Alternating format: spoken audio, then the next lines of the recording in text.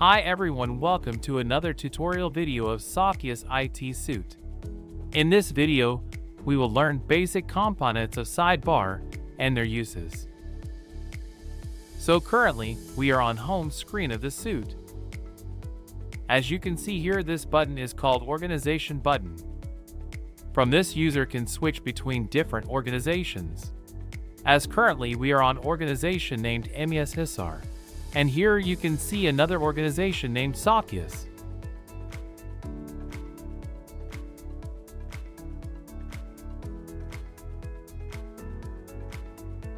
Let's click on Softeous. See, now we have switched to Softeous. Now let's start with action buttons. As you can see, here are 3 action buttons.